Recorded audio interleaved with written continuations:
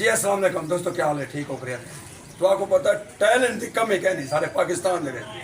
ए Hamza भाईयन coat छुट्टा देसी हल्दी जदीद टेक्नोलॉजी ये देखो शमसी पक्का जेरा के बाजार दे विच 5000 6000 10000 15000 20000 का मिलते शमसी पक्का ये लकड़ का तैयार कर खड़े हुए देखो ये पूरी लकड़ ये अंदरों पंखा लगा पे ये शमसी लगी हुई है देखो चाह खड़े यार हमना भाई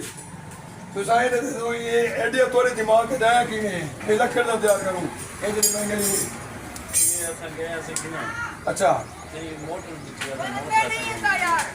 मतलब ये महंगे हैं पक्के जी अच्छा उसके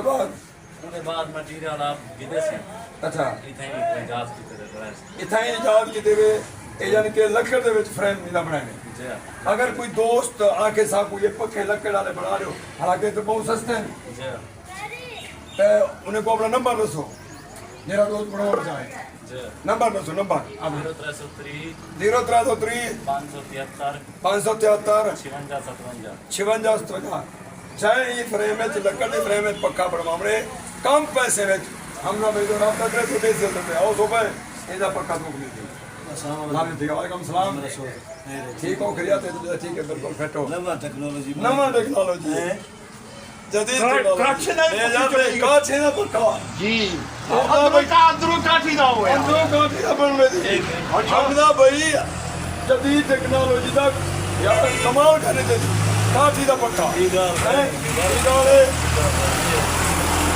काठी दा फ्रेम लगा पड़े भाई फ्रेम है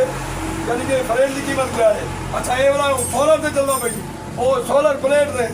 जी मजे की बात है मजे की गल टेक्नोलॉजी है असाधु टैलेंट की कमी है देसियल से टैलेंट की कमी कहनी एक है पूरे पाकिस्तान में कोई पक्का गोली का ना मिल सी देसियल से ताबीत कर दो